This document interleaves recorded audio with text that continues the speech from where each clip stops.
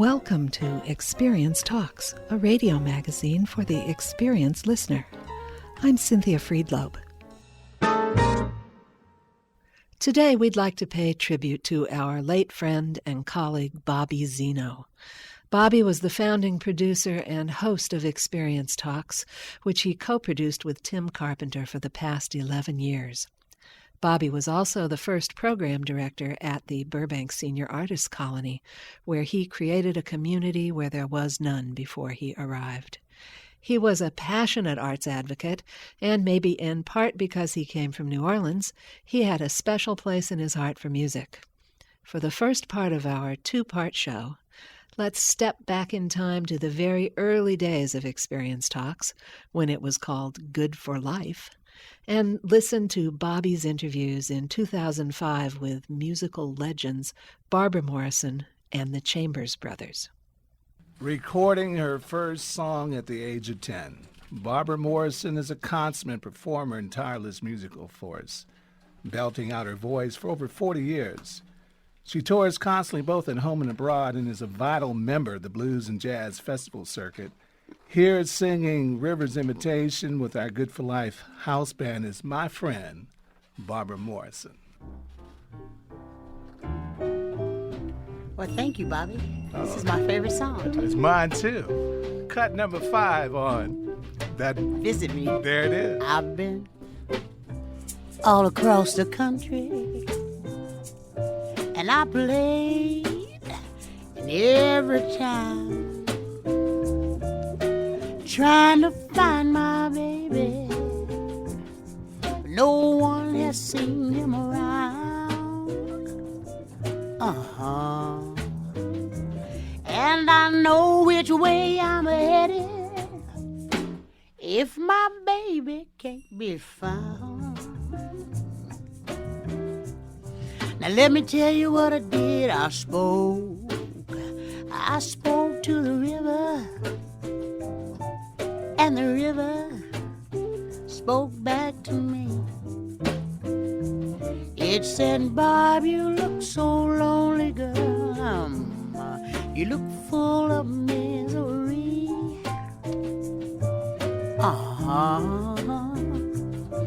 And if you can't find your baby, come on and make your home right here with me.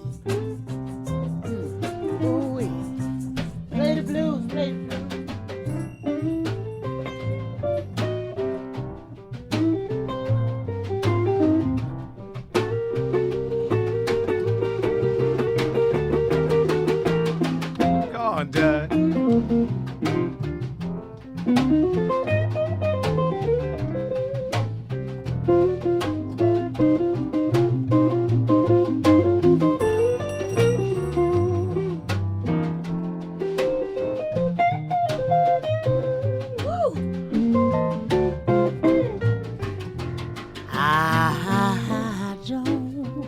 I don't want to leave yet, 'cause I know he's still alive. Yes, and when I find my baby, I'm gonna take him for a ride. I'll take him for a ride, and we'll live our lives together in that home amongst the tide. Oh yeah, oh yeah. Lord have mercy. Barbara Morrison, y'all. Oh, that was fun. Fabulous. Thank you, Dominique. Man, Thank you, guys. I'm telling you, the Good for Life band, didn't they do it? Wow, that's good for life. Barbara, good to have you on the show, sweetheart. It's an honor to be here. The June concert series you're producing is called Dance with My Father. Mm-hmm. How did you come up with that name? Well, of course, you know the popular song, Luther Vandross. Luther Vandross. Which hit home with almost everybody, because I don't think there's a child alive who didn't dance with their folks, or I remember stepping on my father's feet and he would move me around and we would dance. And he was a big influence in my life. My father was a big influence in my life. And what better way to celebrate the fathers? I mean, Mother's Day is probably the biggest day of the year. And Yeah, and then fathers always get the socks and stuff at Christmas. So this year we thought we'd come out and celebrate Father's Day and Dance with My Father. I named the whole series Dance with My Father, so it could constantly be on your mind for the whole month to think about your dad. And it's also Juneteenth. Did you know that? Oh, yeah. Father's Day is Juneteenth, which is a day That's a that double whammy.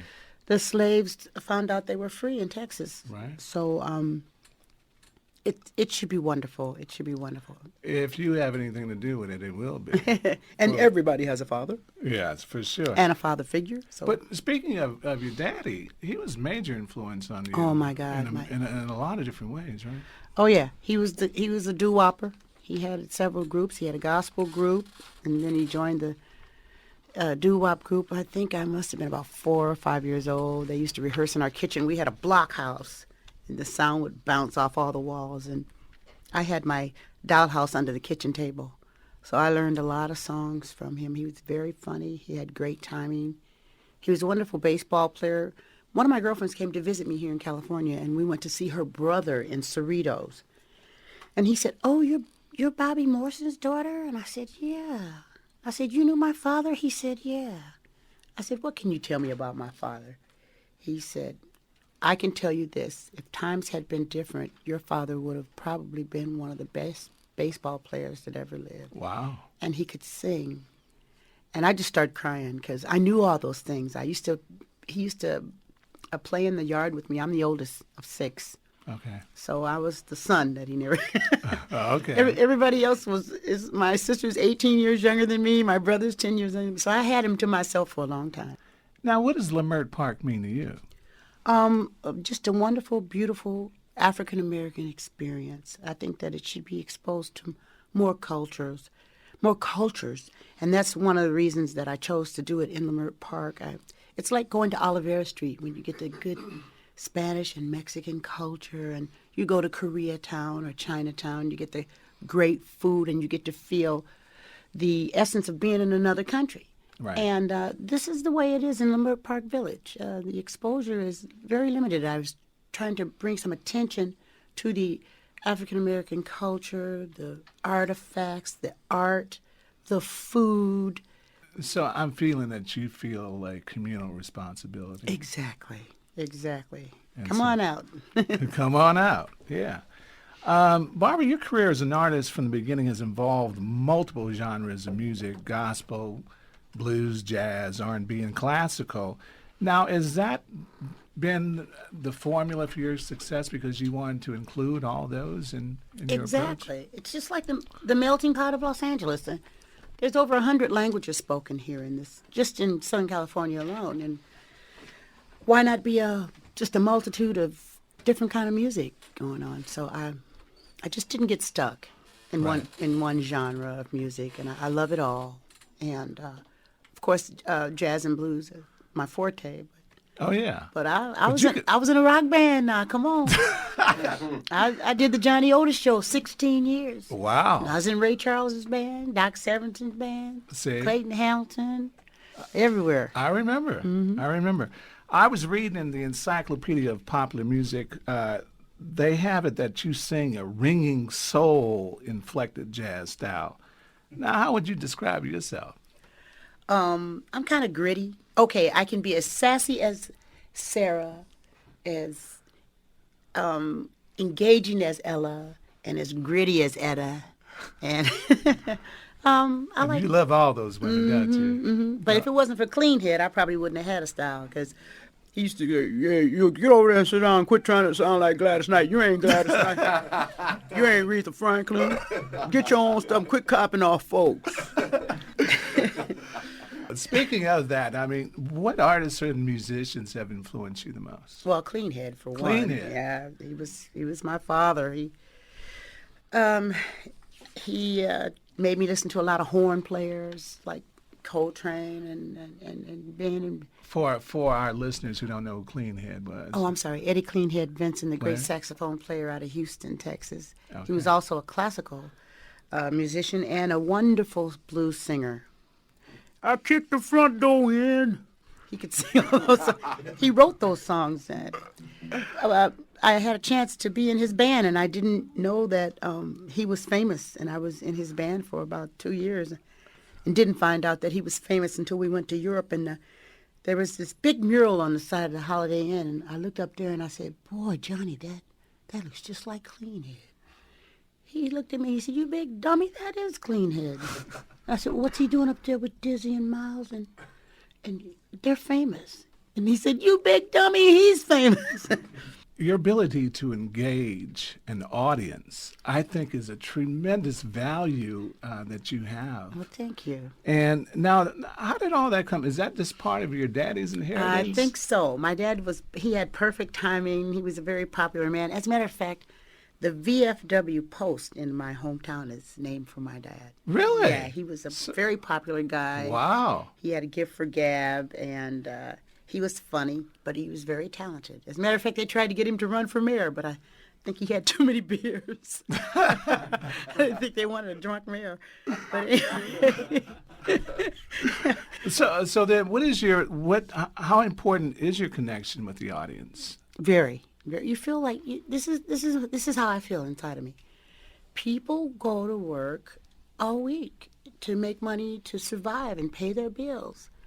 And when they come to see you and they have to pay to come to see you, what they've done is taken a piece of their life and invested it into you. Yeah. Yeah. So your job is to make them feel like, you know what, I don't care that I crashed my car. I don't care that, I'm going to relax right now and listen to this show. So you try to make it as engaging and intriguing as you can. And that's the way I feel about it. I know that's what I would like. Yeah. Yeah. If anyone who has not seen Barbara Morrison perform, you got to check her out, because what she does is, I've seen performers perform all over the world, and it's a gem to see her perform. Your schedule is so rigorous.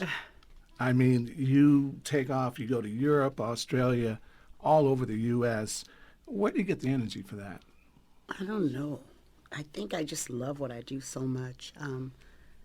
It's not like going to work. You hear Oprah say, find something you like and get into it, and then it's not like going to work. It's going to do something that I love. I can be really down and out, and by the time I get to work, I'm ready to hit it. I'm ready. So preparing to go to work has become fun also, Are you ready to do another tune? Yeah. Okay, fellas, you ready to do something? What are we going to do? We're going to shuffle some blues and see. Is that okay? Oh, that's cool. A 1, a 2, and you know what to do. Yeah, that feels good. I recorded this song with Jimmy Smith, Okay. the great organist. Oh, come on. Yeah, it's an old Bobby Blue Bland tune. Wow. Let me have it. That's right. Talk to me. Father, on up the road, somebody's gonna hurt you like you hurt me. Father, on up the road, somebody's gonna hurt you like you hurt me. Father, on up the road, baby, just you wait and see. Gotta reap just what you sow. That old saying is true. Gotta reap just what you sow. That old saying is true. Just like you hurt someone, somebody's gonna hurt you. Oh, now you're laughing, pretty baby. Someday soon you're gonna be crying. Says you're laughing, pretty baby. Someday soon you're gonna be crying. Follow on up the road. You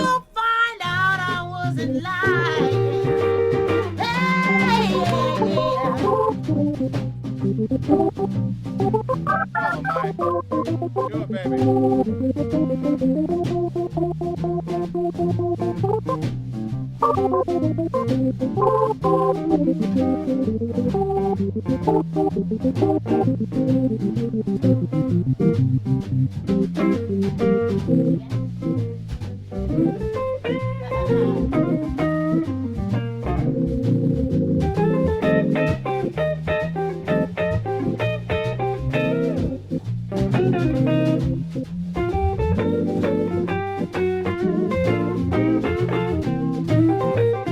Hey, hey, hey, up the road when you're all alone and blue.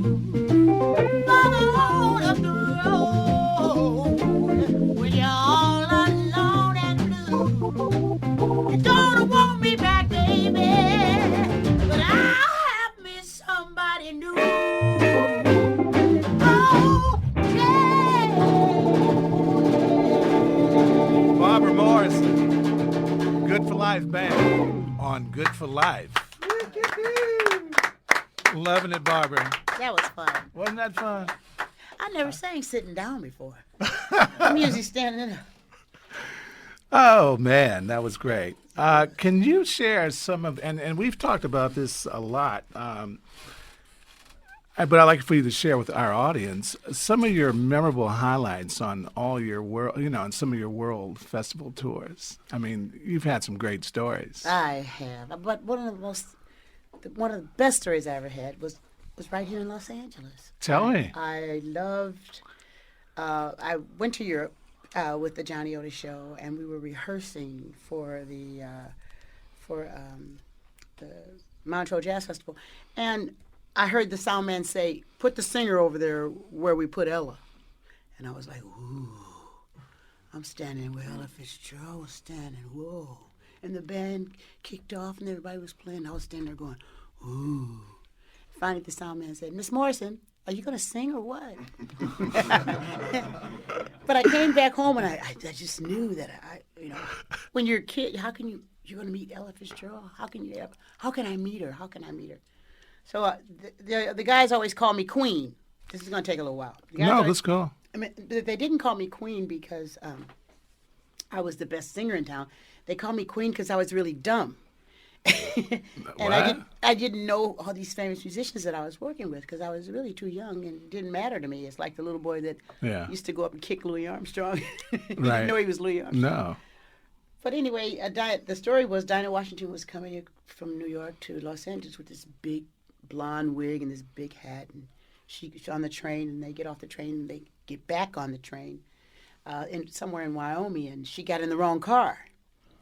And she got in the car with some mentally challenged people, and the instructor was counting the people to make sure they were all there, and he said 1, 2, 3, 4, and he got to Dinah with this big blonde wig, and he said, "Who are you?" She said, "I'm the Queen." He said, 5, 6, 7, 8.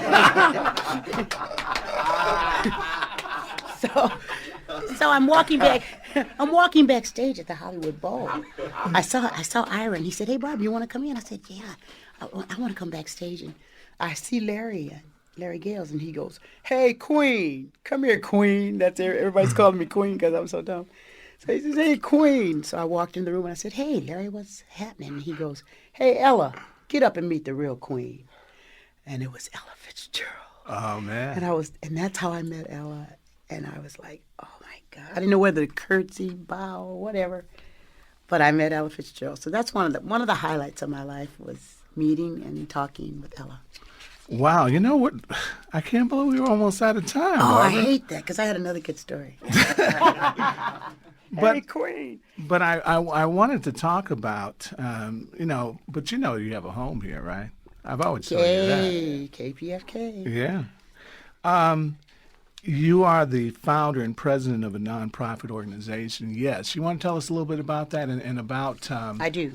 Yeah, and we have to make... my producer's saying we got to make it quick. Okay. Yes, it stands for Young Educated Singers, and it's a nonprofit organization that I founded to teach middle school kids and high school kids to sing jazz and blues. It's dedicated to the preservation of jazz and blues. You can find more about it at barbaramorrison.com. That was fun.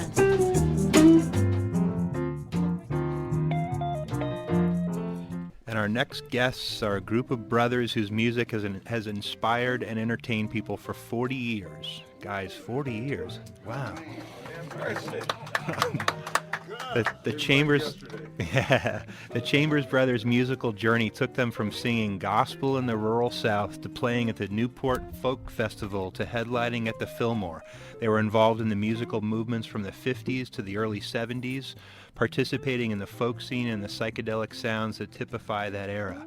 In addition to their own albums, their voices can be heard singing backup on many others, and they've also longtime supporters of KPFK and our affiliates. We are pleased to have the Chambers Brothers on our show. And gentlemen, welcome to Good for Life. Thank you so very much. Our pleasure to be here. And, you know, we got to give our listeners a radio vision here. We're in Studio B. There's about 100 people in here. No, actually, there's about 10 folks, but it feels like 100. But it's a good energy. It's a great energy, y'all. Close party. Okay, Chambers Brothers. Let's go back to the beginning. You guys grew up in Mississippi in the 30s and 40s, sons of sharecroppers. Yeah, correct. What kind of music were you cats listening to back then? The first music I ever heard was country and western bluegrass music. Okay. Then there was Grand Ole Opry. Then there was a gospel station, and then there was a blues station. And we started playing country, western, bluegrass music when we were just little kids. Okay. That's the only music we had, and we didn't have electricity. There was an old radio that used a battery. Come on. Really? I love it. I love it. You had to charge it up with baking soda, put some baking powder in there, anything to make it work. We'd have to save it for the weekend to hear the music stations. Back home, we sang in the field, and we had to work, but we didn't really want to. And if there was a cloud in the sky, pretty soon it would rain because we could sing a rain. That cloud was information to sing. Sing up a rain. We just start making up a song talking about it's gonna rain. Let it rain, let it rain. Later, in our later career, we had the pleasure to go on a Grand Ole Opry tour with Johnny Cash, Cousin Emmy, Statler Brothers, and Cousin Minnie Pearl. And a few other people, yeah. Wow. Now, when did you guys think we ought to form a group? We ought to put this together. When did you guys start to do that? 1954. 54. Picking cotton one day, Lester, Joe, and me were singing with a junior group at the church. George and another brother, Major, was singing in a senior group. And we were like split up, but still singing. And we were just picking cotton along. We were singing all day in the fields. It made the work go by real easy. And we decided, hey, why don't we have our own group among ourselves? So we thought, well, what are we going to call ourselves? We spent the whole day trying to come up with a name. We couldn't come up with a name, so we had to settle for Chambers Brothers. Seems to fit. Yeah, it seemed to fit. But it worked. And then George, then a week or so later, George turned 21 and got drafted into the Korean War. Broke my heart. Oh, wow. Broke our heart. Yeah. And we waited till he got out. By then, we moved to California, and we continued there. Now, when you were when you first started singing, and you were singing gospel music in churches, and then moved on to the coffee house scene. What was the coffee house scene like then? Oh, that was incredible. In '61, we landed our first coffee house audition at the Ash Grove with Ed Pearl, and it was over on Melrose Boulevard, which is now the Improv. Like his clientele had never experienced the gospel music. It's high, it's intense, high energy, and the crowd was jumping around and going crazy and knocking the drinks to the floor, and the waitresses couldn't serve. He says, I can't hire you guys. I can't sell drinks when you're on stage. The people are all over the place. My girls can't serve. They're knocking the drinks to the floor. My place is a mess. Somebody's going to slip and fall. But he said, hey, wait a minute. What do they do after we quit? They buy another drink, right? And that went over real good, man. We got hired there, and we just didn't stop. It just kept going and going. We were going from here to Detroit and places like that, San Francisco, all over the place. And but Mahalia Jackson thought that was just totally disgusting. She said it was blasphemia. We were terrible people. We should be ashamed of ourselves. It's like burning the American flag. And Yeah, she went on Paul Coach and told that story. yeah, on Paul, the talk show, on national television. That slammed us down. That cooled the whole thing out. In Yeah, coffee we house. were driving cabs again now. Now in '64, you went to Newport. You played the Newport Right. Folk Barbara Festival. took us there. I want to play for our audience a clip here. That there's a you really made a difference in the folk sound. This is a clip of you guys singing with Joe and Eddie, and the song my is God. Didn't It? The song is called Didn't It Joe and Rain? Eddie. Yeah. Didn't it rain, children, rain all night long? Didn't it? Didn't it? Didn't it? Oh, my Lord, didn't it rain? Well, didn't it rain, children, rain all night long? Didn't it? Didn't it? Didn't it? Oh, my Lord, didn't it rain? Well, didn't it rain, children, rain all night long? So what's it like to hear that now? It's like, wow, I'd like to have a copy of that I right forgot now. all about that. Yeah, well, I forgot all about that. first time I heard it since then. Yeah. That was great. Now, from Newport, you guys went on, among other things, a tour with Johnny Cash and the Grand Ole Opry. Right. What was that like? That was a pretty wild time, actually. You wouldn't believe that. You know, like we'd come out on the stage and that crowd was. I never saw such a beautiful crowd in all my life. Everybody's got rhinestones and no places like glittering. You know, the mom has got it, the outfit, the dad, the grandma, It was family everybody, yeah. outfits. And it's just a beautiful, beautiful audience. But when we would walk out there, that weren't quite what they were expecting. What's that? So it was like, yay! After the introduction of our name, they just, yay!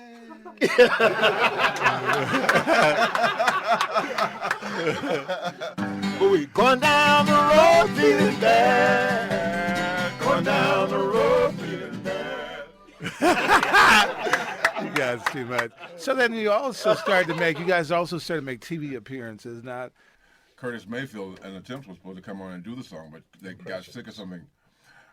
Impressions. They got sick of something, couldn't make the appearance. They gave us 2 days to learn the song. And People Get Ready became our song. And actually, that might be a good segue. You guys want to do a little People Get Ready? Yeah, why not? Why not? That'd be great. Can we do that?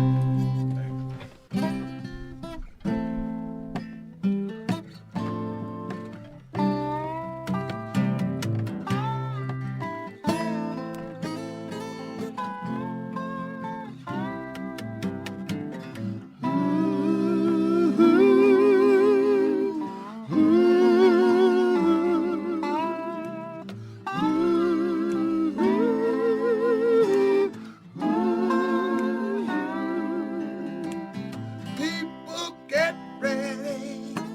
There's a train a-coming. You don't need no man. You just get on board. All you need is faith. You hear the diesel. Please join us next week for part 2 of our tribute to Bobbee Zeno. And please join us on Saturday afternoon, May 31st, at the Burbank Senior Artist Colony for our annual Engage in Creativity celebration, which is dedicated to Bobbee this year. We'll have food, fun, and lots of music to celebrate Bobbee's enduring legacy. Details are on our website at experiencetalks.org. John Semper Jr. and I selected the segments for this show. Thanks, as always, to Tim Carpenter, and thanks to you for listening.